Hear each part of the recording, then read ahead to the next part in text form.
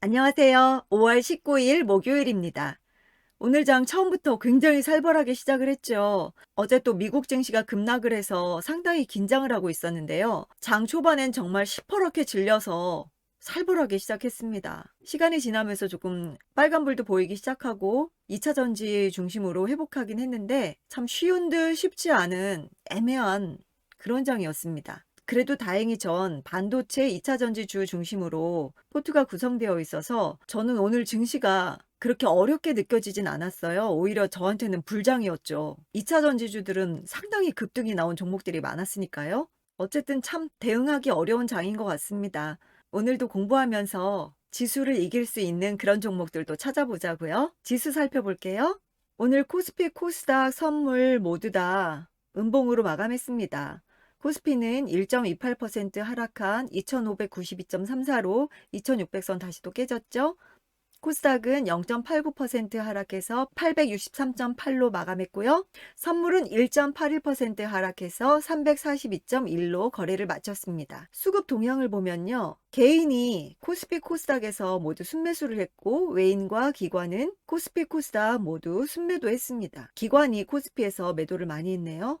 원달러 환율을 보면요. 오늘 다시 11.1원 상승해서 1277.7원으로 다시 1270선을 넘었습니다. 오늘 장 특징을 보면요. 미국 유통주 급락에 국내 증시도 투심이 악화됐습니다. 호실적 및 산업성장 기대감에 2차 전지주들이 상승이었고요. 2차 전지 반도체 기판 업종에 강한 매수세가 들어왔습니다. 반면에 콘텐츠 엔터주 업종은 매도세가 이어졌고요. 불안한 장세 속에서 호실적 섹터로 강한 흐름은 유지되었습니다. LNF가 오늘 신고가 경신했죠? 어제 이어서 오늘도 강한 흐름 보여줬고 역시나 코스닥 시총 2위를 지켰습니다. LG엔솔과 양극재 거래 대규모 협약 체결에 급등을 했고요. 대주전자재료도 오늘 강했죠? 우리 어제 공부했었죠? 대주전자재료도 오늘 상당히 급등했습니다. 자사주 취득 신탁계약 소식에 상승을 했고요. SL도 현대차 그룹 전기차 투자 확대에 상승을 했습니다. 삼천리가 연간 최대 이익 달성 전망에 상승을 했고요. 우리 이거 다 최근에 계속 공부했던 거죠. 삼천리 특히 어제 보면서 굉장히 그 주가 흐름에 놀랬었는데 설마 했어요. 오늘 또 강하게 급등을 했더라고요. 역시 실적 위주로 많이 움직이는 것 같습니다. LNF는 그동안에 계속해서 목표가 상향 리포트 꾸준히 나왔었고 대주전자재료도 어제 살펴봤죠. 하인크 코리아가 토트넘 FC와 IP 사용 라이선스 계약으로 인해서 급등했고요. 영풍재지가 M&A 유력 후보군이 대거 불참한다는 소식에 급락을 했습니다. 현대차는 아이오닉5 리콜 소식에 하락을 했고요. 이마트가 계속 부진하죠. 실적 부진 및 월마트 급락 영향에 하락을 했습니다. 또 신저가 경신한 것 같더라고요. LG전자도 요즘 안 좋아요. 52주 신저가 기록하며 하락을 했습니다. 전문가들의 픽입니다. 아무래도 바이든 대통령 방안에 맞춰서 반도체 2차 전지주들이 급등을 했고 또 거기에 맞춰서 그런 종목에 대한 언급이 많았습니다. 코스모 신소재요. 2차 전지 양극활 물질 생산 업체고요. 2차 전지 양극재 기업 중에 LNF, 에코프로비엠에 비해서 상대적으로 주가 흐름이 부진했었거든요. 그래서 언급이 많이 되고 있습니다. MLCC 이형 필름 2차 전지 양극재에 주력하고 있고요. MLCC용 이형 필름 수요 지속은 계속해서 상승할 전망이라고 합니다. 1분기 영업이익 83억 원 역대 최대였죠. 그래서 주가가 굉장히 급등했었죠. 얼마 전에. 1분기 양극재 매출이 전분기 대비 2배 증가했고요. ESS용 NCM 양극재 출하 증가 및 판가 상승도 기대가 되고 있습니다. 이때가 아마 실적 발표할 때쯤이었을 거예요. 오늘도 4%대로 거래를 마쳤습니다. 아비코전자, 저항기, 인덕터 등 수동소자 생산 업체고요. MLB 및 패키징 기판 제조 자회사를 보유하고 있습니다. 증평 신공장 증축 계획도 발표하고 있고요. 아비코전자 요즘 DDR5로 주목받고 있죠. 실적도 좋아서 주가 흐름 최근에 상당히 좋았습니다.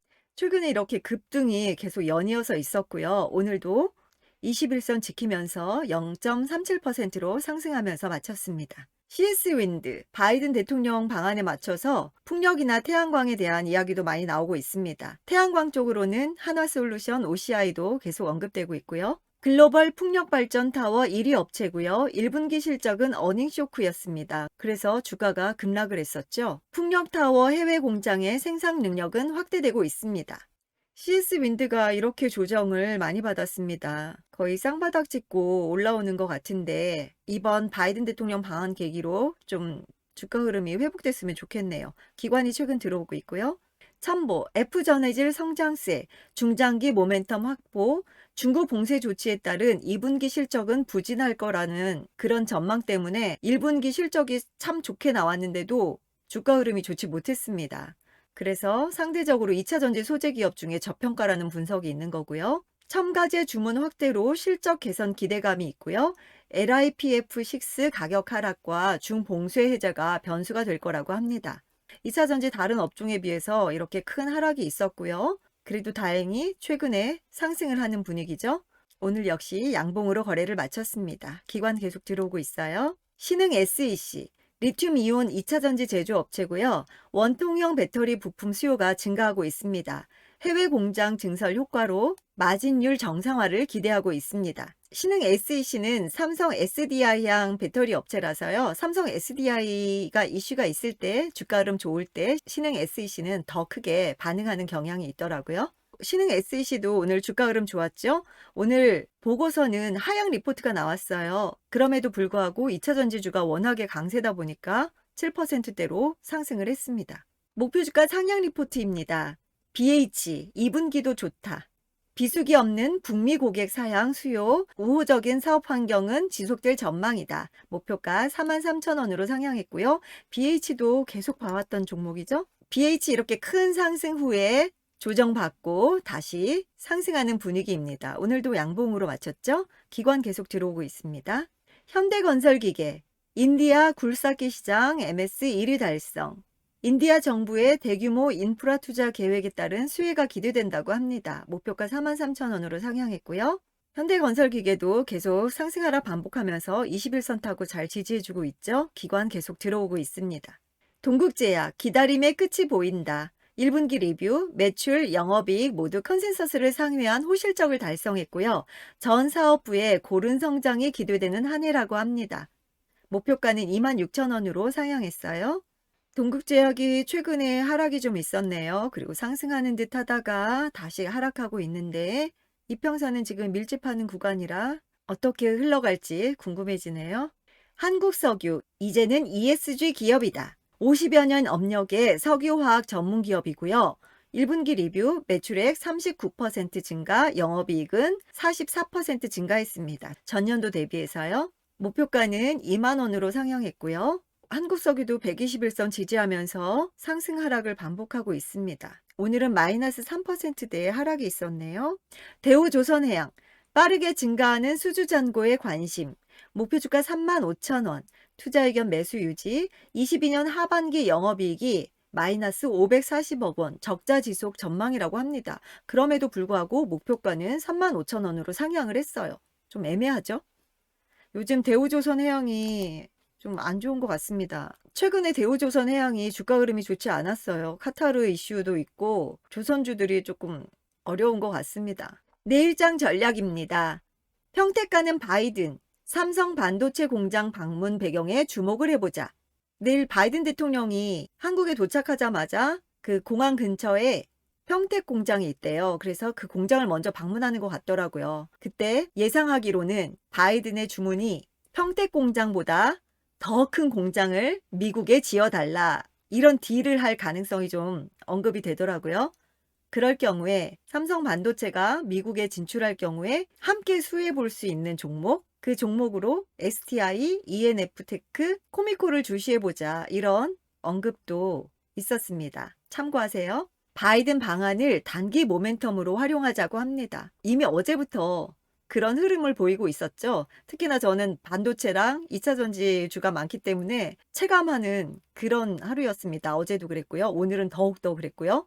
아마 내일까지도 좀 반응이 있지 않을까 싶어요. 반도체, 자동차, 에너지주에 관심을 가져보자. 역시나요. 단기 반등 시마다 현금 비중을 확대하자. 아무래도 아직은 불확실하고 변동성이 심하고 미국 증시의 영향도 많이 받고 하다 보니까 이제 중장기로 가져가기는 너무 위험한 것 같고, 수익이었다가도 금세 마이너스로 바뀌기도 하고, 그러니까 이제 수익이 생길 때는 일부라도 반 정도라도 현금화하는 전략도 좀 필요한 것 같습니다. 그리고 나서 더 떨어질 경우에 재매수하는 그런 전략도 필요해 보여요. 오늘도 가는 종목들만 가고 내 종목이 좀 소외되었다면 너무나 힘든 장이었을 것 같아요. 시장이 아무리 힘들더라도 투매는 자제하자고 하니까요. 이럴 때일수록 더 공부하고 상승장에 대비하는 그런 마음과 자세가 필요해 보입니다. 오늘도 고생 많으셨고요. 저는 내일 만날게요. 영상 봐주셔서 감사합니다. 안녕.